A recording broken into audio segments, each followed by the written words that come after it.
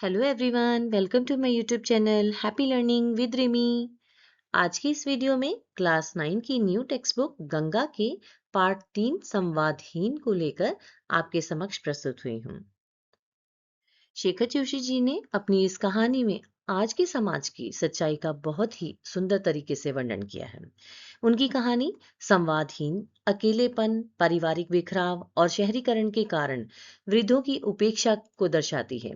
कहानी में ताई नाम के एक पात्र के माध्यम से ये दिखाया गया है कि कैसे पुरानी पीढ़ी के लोग अपने ही परिवार से दूर होकर एकाकी जीवन जीने को मजबूर हैं, जहां भावनात्मक संवाद का अभाव होता है। इस कहानी के मुख्य 3 पात्र हैं। पहली है ताई, जो कि अपने घर में अकेली रहती हैं और स्मृतियों के सहारे जीवन जी रही हैं। अर्थात कि जो उनके परिवार में हुआ करता था, कैसे पूरा परिवार एक साथ रहता था, जो उनकी यादें हैं, उनके सहारे वो जीवन जी रही हैं। दूसरा इम्पोर्टेंट पात्र है इसमें तोता, जिसका नाम है मिट्ठू और वो पहाड़ी तोता है। और वो किस प्रकार ताई के जीवन में खुशियाँ वापस लेकर आता है, संवाद लेकर आता है, हर टाइम ताई को खुश रखने की कोशिश करता है, वो इस कहानी में हम पढ़ेंगे। तीसरा और इम्पोर्टेंट पात्र इसमें एक और है, वो है जगन मास्टर, जो कि एक आदर्शवादी शिक्षक हैं और वो स्वतंत्रता सबका अधिकार मानते हैं और वो कट्टर पक्षधर हैं इस बात के कि स्वतंत्रता सबको मिलनी चाहिए, किसी को भी पिंजरे में कैद करके नहीं रखना चाहिए, चाहे वो पक्षी ही क्यों ना हो। कहानी के प्रमुख बिंदु को पहले जानते हैं। तो पहला है अकेलापन। तो यहाँ ताई की बात की गई है कि जो वृद्ध लेडी हैं, जो ओल्ड लेडी हैं, उनका नाम तो यहाँ नहीं बताया गया, लेकिन उन्हें ताई के नाम से संबोधन किया गया है। तो जो ताई हैं वो अकेली हैं बिल्कुल घर पर। बहुत बड़ा घर है उनका, उसमें वो अकेली रहती हैं। और मिट्ठू की तरह, एक तरह से मिट्ठू तो पिंजरे में कैद है, लेकिन ताई अकेलेपन की कैद में कैद हो जाती हैं। दूसरा है पारिवारिक बिखराव, कि ताई जो है पहले उनका भरा पूरा परिवार हुआ करता था, लेकिन उसके बाद बच्चे जो हैं वो शहरों में चले जाते हैं, कुछ पढ़ने के लिए चले जाते हैं, कुछ नौकरी के लिए चले जाते हैं। तो ताई के परिवार में भी बेटियां जो हैं वो शादी करके अपने घर चली गई, बेटे जो है वो अपने परिवार के साथ शहरों में बस गए। तो परिवार जो है संयुक्त परिवार से एकल परिवार जो है वो अब जो लोग हैं उसे ज्यादा पसंद करने लग गए हैं। उसके बाद है संवाद की कमी। तो ताई के जीवन में एक्चुअली संवाद की बहुत कमी है। ताई के पास कोई नहीं है जिससे वो बातचीत कर सकें, जिससे वो अपने मन की बातें कह सकें और अपना मन हल्का कर सकें। उसके बाद भावनात्मक पीड़ा, और इसी संवाद की कमी के कारण जो उनकी भावनाओं को ठेस पहुंचती है, जो वो अकेलापन महसूस करती हैं, उसका वर्णन इस कहानी में मिलता है। और यथार्थवाद, यथार्थवाद है आज की सच्चाई, समाज की सच्चाई, जो हमें देखने को मिलती है कि आज के समाज में वृद्ध जो हैं वो किस प्रकार से अकेले रह जाते हैं और बच्चे जो हैं उनके उनसे दूर हो जाते हैं। संवादहीन कहानी एक बूढ़ी औरत की है जो गांव में रहती है और सब लोग उसे ताई नाम से बुलाते हैं। ये ताई के अकेलेपन की कहानी है। पहले उसका भरा पूरा परिवार था, उसकी बेटियां थी, बेटे थे, पति थे। और पति के चल बसने के बाद बेटियों की शादी हो गई। बेटे जो हैं वो अपने अपने परिवारों के साथ शादी करके शहरों में बस गए, क्योंकि ये आज के समय की सच्चाई है। लोग गांव में रहना पसंद नहीं करते और बूढ़े लोग जो हैं वो गांव शहर जाना पसंद नहीं करते, क्योंकि लोग जो हैं वो अपने अपने कामों में व्यस्त हो जाते हैं, किसी के पास उनके लिए समय नहीं होता। तो इससे बेटर वो ताई की तरह गांव में रहना पसंद करते हैं। तो ताई भी अब अकेली है। जिस प्रकार इस कहानी का दूसरा पात्र मिट्ठू जो है वो पिंजरे में कैद होता है, ताई अकेलेपन की कैद में कैद है, क्योंकि उनके पास कोई नहीं है जो उनसे बातचीत कर सके, उनसे संवाद कर सके और उनके सूनेपन को दूर कर सके। उसी बीच गणपत नाम का एक व्यक्ति जो है उनके लिए एक पहाड़ी तोता ले आता है, जो तोता बोलना जानता है। अब मिट्ठू उसका नाम ताई रखती हैं और ताई जो है उसके साथ उसका एक विशेष संबंध बन जाता है। ताई पहले तो आलस किया करती हैं खाना बनाने में कि क्या ही अकेली बनाएं और क्या खाएं। तो लेकिन मिट्ठू के आने पर ताई नियम से खाना बनाती हैं, उसे खिलाती हैं और खुद भी खाती हैं। मिट्ठू को ताई ने राम राम, सीता राम, हर हर गंगे जैसे छोटे छोटे शब्द जो थे वो बोलने सिखा दिए। अब ताई उससे बातचीत करती हैं तो वो इन सब शब्दों को बार बार बोलकर एक तरह से ताई के साथ संवाद करता है। तो ताई का जीवन जीवन जो है वो खुशियों से भर गया है, क्योंकि ताई की बातें सुनने के लिए कोई उसके पास है।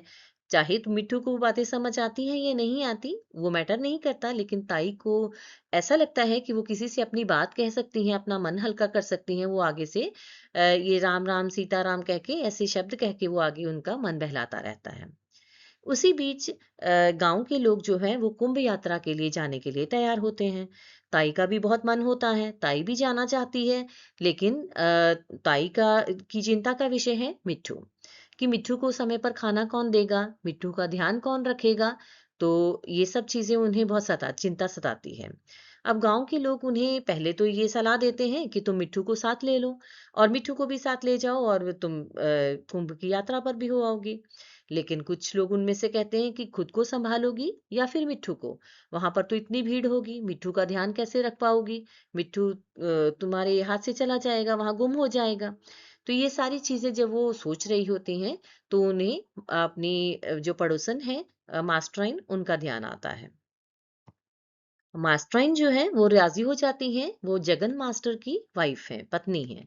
तो वो राजी हो जाती हैं तो मिट्ठू को अपने पास रखने के लिए, तो चाई की ये चिंता दूर हो जाती है कि मिट्ठू को समय पर खाना मिलेगा, उसका ध्यान रखा जाएगा और वो प्रयागराज जाकर कुंभ यात्रा भी कराएंगी।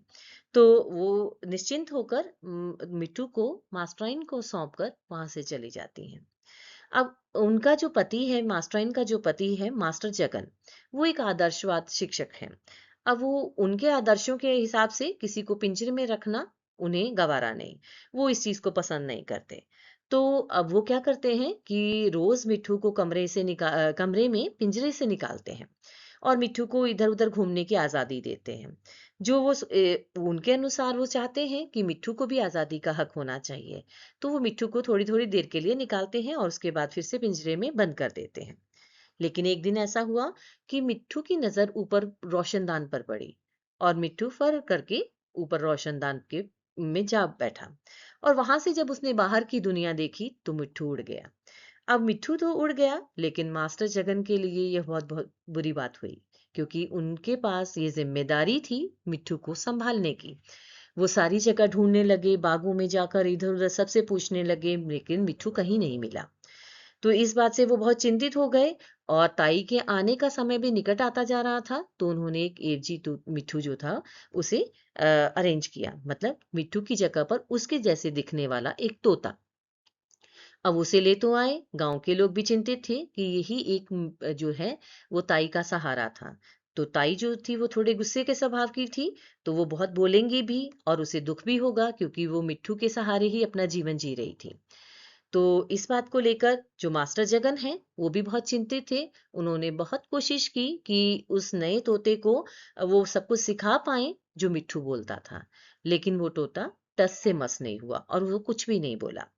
तो ताई वापस आ गई, ताई के हवाले वो तोता कर दिया गया, ये सोचकर कि ताई को लगेगा कि ये मिट्ठू है। अब ताई वो तोता ले गई, लेकिन ताई को ये सब कुछ देखकर बहुत हैरानी हो रही थी कि ताई को देखकर वो तोता कुछ नहीं बोला। उसका नाम भी मिट्ठू रखा गया कि ये मिट्ठू है। अब ताई को तो ये लगा कि ये वही मिट्ठू है जिसे वो छोड़ कर गई थी, जो उनका मिट्ठू था, लेकिन ये अलग था। तो अब ताई उनसे बहुत बात करने की कोशिश करती हैं, लेकिन वो ताई को कोई भी प्रतिक्रिया नहीं देता और बिल्कुल मौन रहता है। तो धीरे धीरे ताई जो है इस बात से हैरान हो जाती है, परेशान हो जाती है और वो भी अपने जीवन में स्लोली मौन हो जाती है, चुप हो जाती है पहले की तरह, क्योंकि तोता जो है मिट्ठू जो है वो कुछ भी नहीं बोलता। तो ये कहानी का शीर्षक संवादहीन यहाँ पर सार्थक होता है। इस कहानी का मुख्य संदेश है कि संवाद, कम्युनिकेशन हर रिश्ते की नींव होता है। हमें अपने विचारों, भावनाओं को, अपनी फीलिंग्स को, अपने थॉट्स को और अपनी प्रॉब्लम्स को जब हम साझा नहीं करते, किसी के साथ शेयर नहीं करते, तो एक तो हमारे संबंध कमजोर होते हैं, दूसरा हमारे जीवन में टेंशन, स्ट्रेस जो है वो बढ़ जाता है। क्योंकि जब तक हम अपने मन के भावों को, समस्याओं को दूसरों के साथ बांटते नहीं हैं, तब तक हमारा मन हल्का नहीं होता और वो बोझ हमारे मन पर रहता है। आधुनिक तकनीक, मोबाइल, इंटरनेट ने हमारे जीवन में बहुत सारी सुविधाएं प्रदान की हैं, लेकिन साथ ही साथ हमारे मानवीय संबंध, हमारे आपसी रिश्ते कमजोर किए हैं। एक घर में ही बैठे हुए दो लोग अपने अपने मोबाइल पर लगे रहते हैं, लेकिन एक दूसरे से बातचीत नहीं करते, क्योंकि उनके पास समय ही नहीं है मोबाइल को छोड़ने के अलावा। मोबाइल है तो उनके लिए सब कुछ है। 2 मिनट अगर इंटरनेट बंद हो जाए तो सबके लिए मुश्किल पैदा हो जाती है, परेशानी आ जाती है कि क्या करें, कुछ भी नहीं है करने को। तो ये केवल ये जो कहानी है सिर्फ ये मनुष्य और पक्षी के प्रेम को ही नहीं दिखाती है। आधुनिक समाज में बुजुर्गों के अकेलेपन और बच्चों का गांव छोड़ के चले जाना, अपने बच्चों को छोड़ अपने परिवार को छोड़कर बाहर पढ़ने चले जाना या नौकरी के लिए चले जाना और स्वतंत्रता की चाह जैसे गंभीर विषयों पर चोट करती है। इस पाठ को लेखक के लिखने का मुख्य उद्देश्य है कि हमें अपने परिवार के साथ, हमारे समाज के लोगों के साथ समय बिताना चाहिए। अपनी बातों को, अपनी फीलिंग्स को, अपनी प्रॉब्लम्स को शेयर करना चाहिए। बाँटने से दुःख कम होता है। खुद दूसरों को सुनना चाहिए, समझना चाहिए, अपनी बात बतानी चाहिए, दूसरों की भी सुननी चाहिए। और संवाद जो भी हो वो दिल से होना चाहिए, सच्चे मन से होना चाहिए, ताकि हम किसी की प्रॉब्लम को शायद दूर कर पाएँ। तो चलें अब कुछ प्रश्नों के उत्तर जानते हैं और उसका तर्क भी बताते हैं कि किस प्रकार से ये सही उत्तर है। जैसे पहला प्रश्न है, कहानी में ताई और मिट्ठू का संबंध किस भाव को दर्शाता है? तो यहाँ पर एक्चुअली में इसका सही उत्तर है ममता और स्नेह को, क्योंकि ताई मिट्ठू को अपना परिवार का सदस्य मानती थी। उसके अपने बच्चे तो उसे छोड़ के चले गए थे, लेकिन मिट्ठू जो था उनके पास था और वो उसे मिट्ठू को अपने बच्चों जैसा ही प्यार और स्नेह देती थी। तो दूसरा प्रश्न है, जगन मास्टर द्वारा मिट्ठू को पिंजरे से बाहर निकालना किस भावना या मूल्य का संकेत देता है? तो मूल्य के अकॉर्डिंग जो है वो करुणा और नैतिकता का मूल्य यहाँ पर आता है, क्योंकि जगन मास्टर जो हैं वो एक शिक्षक थे और उनके आदर्शों के हिसाब से किसी को गुलाम बनाना, किसी को पिंजरे में कैद करना ये सही नहीं है। तो इसलिए वो इन चीजों के सख्त खिलाफ थे और जिसके कारण उन्होंने मिट्ठू को आजाद कर दिया। तीसरा प्रश्न है, मिट्ठू का उड़ जाना किस विचार को प्रस्तुत करता है? तो यहाँ पर इसका उत्तर है स्वतंत्रता की चाह को, क्योंकि जो मिट्ठू है वो ताई से बहुत प्रेम करता था, लेकिन जब उसे मौका मिला तो वो वहां से उड़ जाता है। क्योंकि स्वतंत्रता सबका अधिकार है, सबको चाह रहती है स्वतंत्र होने की, स्वतंत्र उड़ने की, इधर उधर जाने की। चौथा प्रश्न है, ताई के जीवन के दुख का मुख्य कारण क्या था? तो उनका जीवन का मुख्य कारण एक्चुअली में कुछ और नहीं, सिर्फ परिवार से दूरी और संवाद का अभाव था। क्योंकि बाकी सब कुछ था उनके पास, घर भी था, सब कुछ था, लेकिन सिर्फ उनका परिवार उनसे दूर था और कोई उनके पास बातचीत करने के लिए नहीं था, जिसका उन्हें सबसे अधिक दुख होता है। पांचवा प्रश्न है, कहानी में मानव समाज में व्यक्त किस विसंगति को उजागर किया गया है? इस समाज की मुख्य विसंगति जो है वो क्या है? अकेलापन, जो आज के समय की सच्चाई है। आज के समय में जो वृद्ध व्यक्ति हैं, जो लोग हैं, वो अकेले रह गए हैं और बच्चे जो हैं वो अपने अपने कामों में इतने व्यस्त हो गए हैं कि उनके पास उनके लिए समय नहीं है। तो ये आज के समय की मुख्य विसंगति है। तो उम्मीद करती हूँ कि आज की वीडियो आपको अच्छी लगी होगी। Please like and subscribe my channel. Thank you so much for watching.